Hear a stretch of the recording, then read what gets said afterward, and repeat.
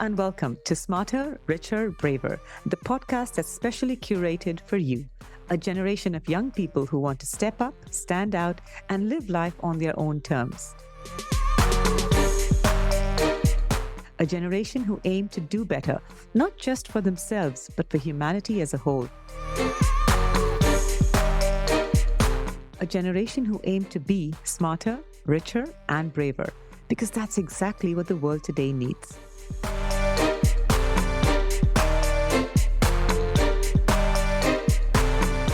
I'm your host, Marilyn Pinto, author and founder at KFI Global, and I'd like to warmly welcome all you Gen Zers.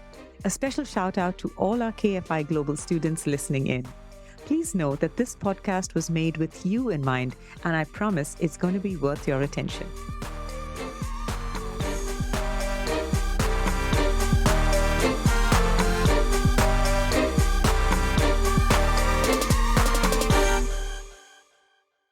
This podcast is strictly for those 25 years and younger. If you are older than that, please listen at your own risk. Common side effects include regret and anger for not having heard this earlier in your life. In today's episode, we're going to look into the future and unravel the mysteries of how understanding and connecting with your future self, that's you, 10, 20, or 30 years from now, can shape your choices today. I know thinking about yourself so far into the future isn't something you youngsters typically do. It's hard enough for you all to deal with the present, let alone the distant future. But there are real advantages to doing that, and it matters a whole lot more than you might realize. Our guest today is Hal Hershfield. Hal is a professor of marketing, behavioral decision-making, and psychology at UCLA's Anderson School of Management. He recently published a highly acclaimed book titled Your Future Self: How to Make Tomorrow Better Today. In this episode, Hal's going to guide you through this novel concept. But that's not all. Hal has a PhD in psychology from Stanford University and is also an expert in decision-making. He has some fantastic strategies around this that he's going to share. I know that his insights and expertise will deeply impact you and help you lead a life that's smarter, richer, and braver. Welcome to the podcast, Hal, and thank you so much for doing this. Thank you, Marilyn. I'm really excited to be talking with you today. With so much to discuss, I just want to dive straight in, okay? So can you tell us, what do you think are some of the common myths that youngsters have about their future selves? Yeah, no, this is a really good question because I think we first have to say, what is a future self to someone who is of this sort of, quote unquote, youngster category, right? And so, there's actually one research project that was done that asked college students to think into the very distant future. And they said sometime over the age of 40, which of course, being over the age of 40, I find funny because I don't think of myself as very, very older in the very distant future. Some of the myths actually boil down to the ways that we think about aging. So my speculation is that a lot of younger people, when they think of aging, they think of the losses that they will experience in terms of looks and physical activity and energy. It could also be me at 60, right? So I'll stick with the one narrow idea of like a very distant future self, an older future self.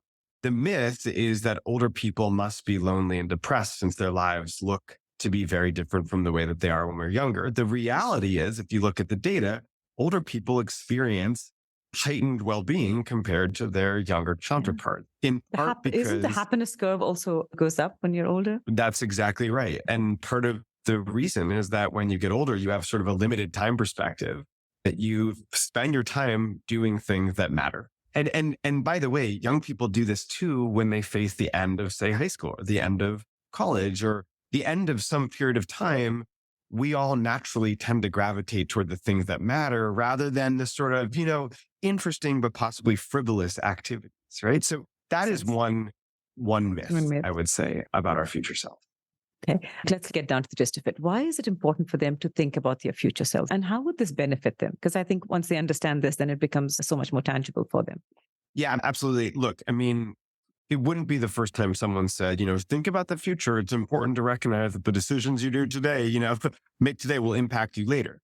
I think there's a different way of looking at this, which is that our future selves in some ways are like relationship partners. They're like people who we have a sense of responsibility over. Just as your parents have a sense of responsibility over you, we have a sense of responsibility over our future selves. And the reason that these relationships are important is because the things we do now will ultimately end up having consequences for the people we become later. But what it does mean is that it becomes that much more important to think about the ways to sort of balance out our happiness and well-being and our decisions over time so that we get some benefits today and we get some benefits tomorrow. And there's also this other wrinkle here, which is that doing things for tomorrow, whether that's, our decisions about health, our decisions about finances, our decisions about our careers, can also give us benefits today. Now, the one thing I want to say is that it is really important to do things that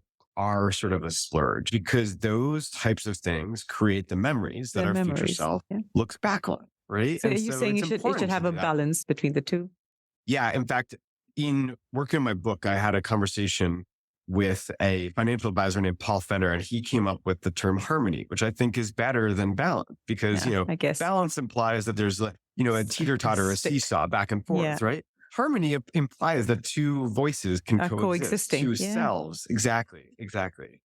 Yes. Okay. So I love Yeah. that analogy. That does make it a lot more tangible. But even knowing all that, right? Thinking about our future selves can feel odd and uncomfortable. Could you Mhm. suggest some ways to make our future selves feel more real and connected to our current lives? And how could this help us make better choices? Absolutely. It's first important to let's narrow this down and say, what future self are we talking about here? Okay. Because Yeah. that can, of course, get very abstract, like you said, right? What do I want to, do in the next stage of my life? Well, let's just start there. It becomes very difficult to go much further into the future. Let's think That's about true. 5 years from now, right? Yeah. And so one of the problems is that because of the uncertainty and because of the sort of abstract nature of that future self, even in 5 years, we can end up sort of putting on our blinders and burying our heads in the sand and Because it's too doing complicated. nothing.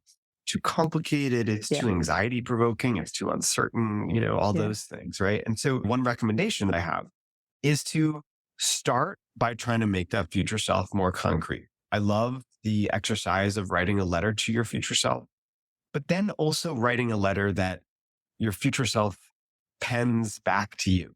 Step into the shoes of that future self and write a letter back. Talk about, what you want life to look like at whatever period of time that is. What do you think you'll be doing with your time? How will you spend it? Who will you spend it with? And what is your day to day going to look like? And what might your values be? These sorts of things, right?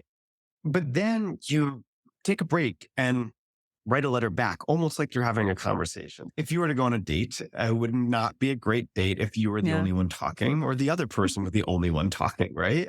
But of course, in this particular case, our future self doesn't yet exist. This is by nature, by definition, an abstract, and it's a self that it's not realized. So why not try to create a little bit more sense of concreteness, a little bit more detail, a little more vividness around that future self by having that conversation, by forcing that sort of back and forth. And that makes a lot of sense. But let's come back to talking about your commitment devices, right? What exactly are these and how can they help us stick to our long-term goals? And can you give us a couple of examples of these commitment devices? So commitment devices is, this is a sort of a different type of strategy that we can use to foster a better relationship with our future selves, because what they essentially do is constrain our behavior. So let's think about it this way.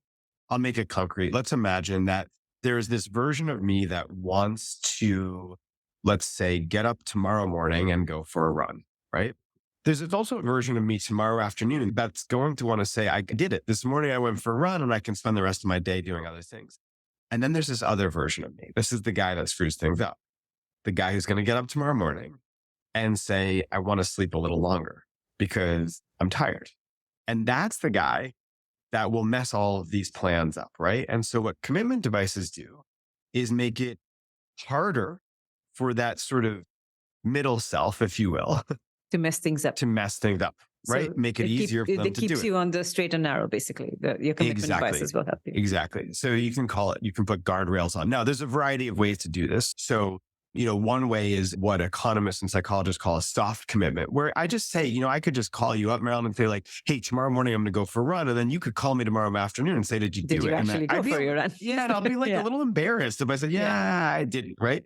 Now, it's not like you would stop talking to me if I did that, but it would be embarrassing to me and it might sort of hurt my pride. And that may be enough to get me to say, okay, I got to get up and do it. Okay. We can go a little step further and we can sort of like take away the ability to mess things up a little bit. Like, so, for instance, I could move my alarm clock across the room to make it easier for me to wake up. I could set out my workout shoes. And I know these are sort of like examples people know, but I want to just like give Yeah, yeah. this as a Give- sense yeah, or as because an it's a example, right? commitment. These are different sorts of commitment devices that you can use. Exactly. Now, there's also another one that you could call it a contract device or a punishment device where I would promise to punish myself if I don't follow through with the thing. Yeah. So now I talk about this in much more depth in the book, but Yeah. the thing about commitment devices is that it's the current self who chooses them, and Yeah. the future self is the one who, Reaps the in a way gets benefits of it. punished or gets benefits from them, right? So there's a real tricky balance because we must choose things that are strong enough to ensure that we go through with the thing we want to do, but that they're not so draconian or so punishing that we don't end up That we don't end up to, yeah. Or that we signing get up for turned off them. completely from the, yeah. That makes sense. So again, Exactly. harmony, Exactly. balance comes, the concept comes back. I think that's right. Exactly. Okay. Do you think a lot about your future self when you were young? Is it something that you've always done, or? Well, that's a really good question because, of course, now it's all constructed memory and hindsight, right? So actually, I started it when I was 12 as I started writing like a journal, if you will, like it was like a Word document, when my parents first got a computer. I'm probably dating myself here. And part of what I did when I wrote entries in that, it was to think about how I would look back on what I was writing. So in other words, I wasn't thinking necessarily about what my future self would be doing, but I was thinking about what he was feeling in trying to remember the things that I was doing. Now, that said, I can't say that I've said, when I was like 16, I thought, oh, here's exactly what I want to be doing when I'm Yeah. 25 or when I'm 30. But I think, when I was in my early 20s, I spent a lot of time thinking about this because it felt so necessary. Like I had to know what I was going to do. And, I laugh at this now a little bit because, of course, the things that I had planned for myself at 22 were very different than what I was doing at 32. And I could never have predicted it. But I think that unintentionally, I think I gave myself some flexibility because I don't think I put so much pressure on myself to say, this has to be the way things work out or I'm a Yeah. failure. And, I think one of the problems that arises with younger planners is that we mistake plans for the way things have to be. And I think we can plan, but then also change those plans, right? Yeah. And I think that's a problem that a lot of youngsters have. I mean, they don't know what they're going to do. They're really unsure of the future, but they're forced to either choose a subject or choose a career path. That really stresses them out a lot because they don't know. All right. Exactly. And the irony is that in creating rigid plans, we think that we're doing something good for our future selves because we are trying to make life sort of more certain and better for them. But the reality may be that we could accidentally constrain them because we're saying, well, plan's this too is the rigid. thing I said I had to do. Yeah, the plan is too rigid. Adam Grant has a wonderful essay about this, about the problem with asking kids what they want to be when they grow up and then sort of hammering home that message so much so that people end up doing something only because they said they wanted to when they were a different version of themselves earlier That's on. true. That is so true. That is such a problem. Can you maybe give us an example of a mistake that you made in your younger years that maybe you could have avoided by thinking about your future self? Yeah, I do remember that I spent a decent amount of that semester not fully dialed into classes because I was, tired and I was like, probably partying Otherwise too much or distracted. something like that. Right. Yeah. And, it's funny because of course, some of that socializing was great because it created more of a sense of connection with other people. But then I look back and I say, I missed out on because I wasn't fully present in those classes. Now, Absolutely. I mean, academics matter to me. Like I am a professor, right? But I sometimes say I had an opportunity there to learn from some of the brightest minds and I didn't squander it. But it's funny because of course, that translates to now, right? Now as well. Like I'm no longer what I would think is, like a late adolescent, right? But I do think about what are the things that I'm going to look back on and feel like I wasn't fully present and I missed something. Now I'm a parent. I have my own kids and they're little kids and they're at the age where they want to spend time with me. And my daughter is 7.5. Like I know, like she'll be a teenager in not that long and won't want to spend time with me. And so when I am with her, there are times when I'm distracted. I'm thinking about something from work and I'm thinking about whatever's on my phone and how can I often look, I still do it, but I feel like one of the things I'm doing much better on now is saying like, Because you're more how aware can I of be it, right? present? Exactly. One thing I just want to add on there is that, Yeah. part of that awareness is also the awareness that you still make mistakes. It's really hard to hold yourself to a standard where you say, well, I will now forevermore be present in every interaction. Well, that's not going to happen. And I'm That's going not to going to happen. quickly be very mad at myself, right? But can I do it less? Can I be, can I be more dialed in and like make the mistake less? Like It doesn't have to be perfect, right? Your first attempt at it is not going to be perfect. Yeah, that's a really good point. This podcast isn't meant to entertain you. It's meant to help you do life better by showing you how to think about and navigate important issues that aren't usually talked about to youngsters. But we believe that you need to hear this because it has the potential to change your life and the lives of other young people like you.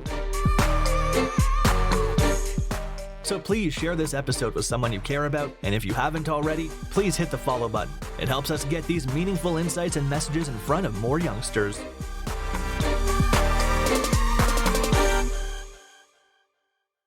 I'd like to switch tracks a little bit and talk about your research around decision-making yet. Could you give our listeners some pointers about good decision-making strategies or frameworks they can use, specifically around college life and early on in their careers? It's a wonderful question. I think it's hard. I wish there was, if you do these three things, you will suddenly find yourself right happy. But I think injecting some intentionality into your decisions is what's really important. And what I mean by that, I'm going to say two things here. So the first thing is try to think a little bit about what's important to you truly. Like, what are your values? Because it can be really easy to decide just, on individual cases. Well, I get this option, I should do this thing. And then another, I've to make another decision, I'll do that thing. But without sort of like a guiding set of values or principles, it can be really hard to like act in a consistent manner. The most important thing to me is that I deepen my relationship with friends. Well, okay, fine. That may guide me in terms of even the classes that I pick or when I get to go live on my own, right? I'll add one other thing, which is that, I mean, they may not have heard of him, but Al Bandura was this sort of pioneering psychologist. He has this wonderful paper from the 1980s called Chance Encounters and Fortuitous Life Paths. And the idea is that we oftentimes fail to appreciate how this sort of random occurrences, the quote unquote chance encounters, end up putting us down very different paths moving forward. No, that doesn't mean that we should somehow be, this isn't meant to be sort of a mystical statement. What it is meant to suggest is that if we are open to fun, new experiences, sometimes those are the things that end up really putting us down new and interesting paths, right? So, many of us fail to recognize that, like, just by random assignment, the people we live with early on are the people we become friends with. And I was just reflecting on this because I had coffee with one of my best friends from the first year of college. And he and I didn't live in the same dorm, but we did happen to take a class on Mozart together. And we happened to sit next to each other that first class. And like one of the other students in the class said something and he and I both made the same joke. And we realized we sort of had a similar perspective. And then I started hanging out with his friends from his dorm and so on. And we were just saying, this is now, 25 years later. We said, if I hadn't sat next to you, I don't know if I would be friends with those people. We just all went on vacation together with our kids. And so, it's sometimes sort of being open to different experiences then creates Makes a big difference. paths that we couldn't have predicted. Yeah, you mentioned Psych 1. I've noticed recently psychology is a very popular subject for students to take. Can you talk a little bit about why this might be so and what are some of the pathways that this can lead to? So, look, psychology is fundamentally about understanding ourselves and other people. And, if there's one thing that we want to know more about, it's probably ourselves, right? It's the reason why personality quizzes are so popular online, right? But also, what psychology is dealing with is a huge sort of tent of topics, right? Everything from the sort of quote unquote abnormal or clinical side of the equation, all the way to, what some researchers have called positive psychology and trying to, foster more meaning and well-being, to also, understanding how people interact with products and the consumer design on psychology apps so much, like consumer psychology, right? And so it is a field that houses all of these topics, right? And so, going into psych means that you could of course, pursue the more like traditional clinical path. You could also pursue a business path. It really does afford a lot of options. One thing to say back to your question earlier about, stressing out about these decisions is, Yeah. of course, what you do in college doesn't Yeah, necessarily I mean that know. has to be the thing that you do later on, right? That is so true. But students, I mean, I understandably, considering how much pressure is put on them to choose their majors or choose their subjects, they really tend to think that this is a life or death decision, not knowing that a majority of people work in fields that are completely unrelated to their field Completely of study. unrelated. And I keep Completely telling them unrelated. not to stress so much about it. I understand the kind of pressure that they're in. Thank you for that, what you spoke about Yeah. psychology. Because I know a lot of students want to take it, and it's nice to understand that it gives you some foundational knowledge. It can be used across different fields, and that gives you a really nice understanding of the subject. Because remember, a lot of them also just take it based on something that they think it's going to be. Like, Mhm. they assume it's going to be, oh, now that I know that, I'm going to understand how people think. I'm going to be able to read people's mind. Or because one of the aspects is criminal psychology. It's like, oh, wow, that should be interesting. No, there's so much more than that. Yeah. And there's so much There's comes so much more before of that. that. Yeah.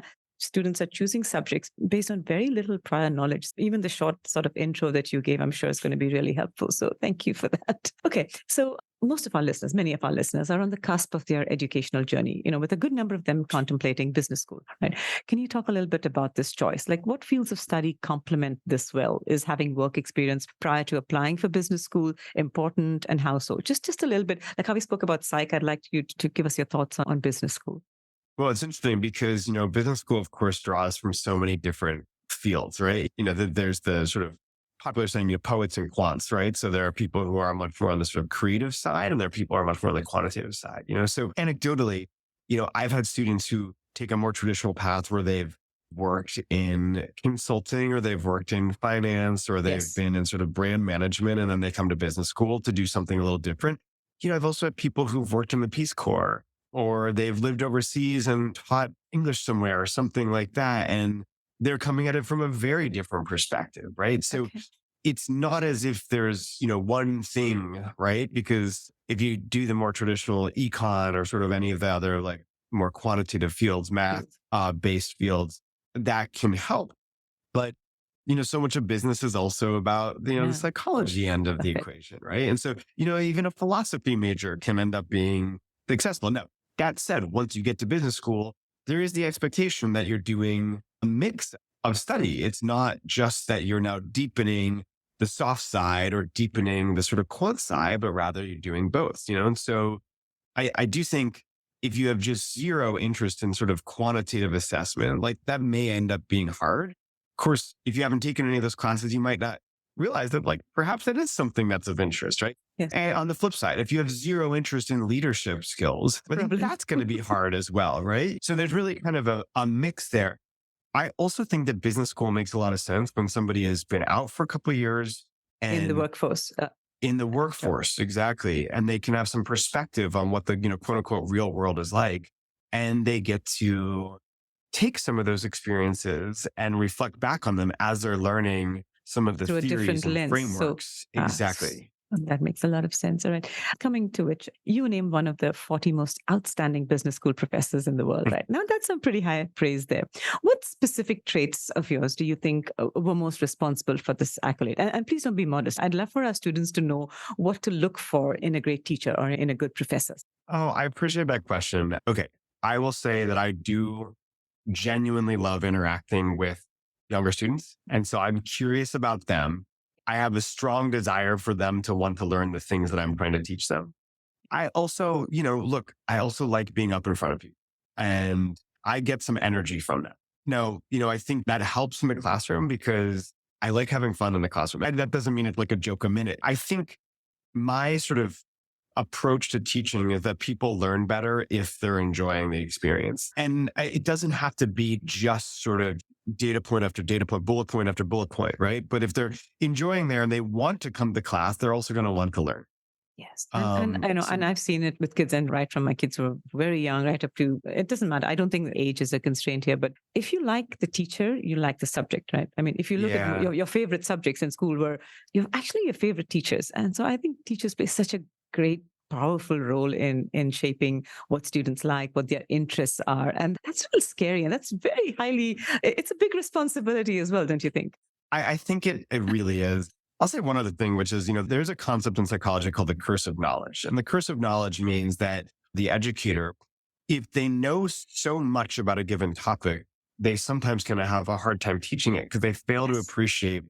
I would say that I don't suffer from that. Like, I think sometimes in teaching, I'll recognize I thought I knew something, but I didn't really. And then I have to go back and say, let me see if I can really learn it from the ground up and then sort of transfer that over. Right. So I do notice that sometimes even sitting in a seminar, for other professors, the ones that don't go over well are the ones where the presenter assumes too much knowledge on the part of the audience.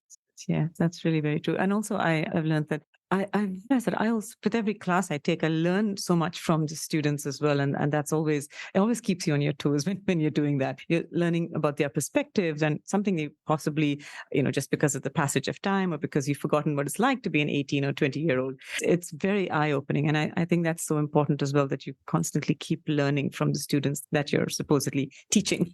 100%. 100%. Yeah, I think that's exactly right. Okay. I just want to end with this. What message would you like to give our young listeners?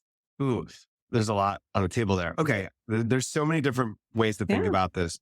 I guess if there's a message there, it would be in a way to lean into the uncertainty about this time period in life, because it's not always going to be uncertain, and know that everybody else is experiencing the same amount of uncertainty as you are. Right.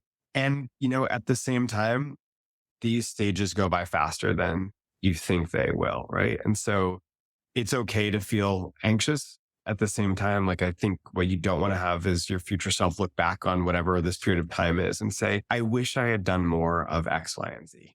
Exactly. That's a wonderful message. Thank you so much. Thank you, Hal. My pleasure, Marilyn. This was a great conversation. Thank you for having me. Thank you for listening. I want to help you use what you learned here. And the best way to do that is to get a podcast buddy. That's someone who also listens to this podcast. Then talk to your podcast buddy about the one takeaway from this episode that resonated with you the most. That's it. That's all you have to do. Remember that much of what is talked about on this podcast is stuff that's not typically talked about to young people, and it should be.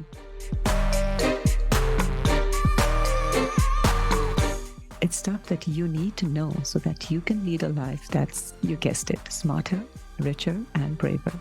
This is your host, Marilyn Pinto, signing off. Until next time.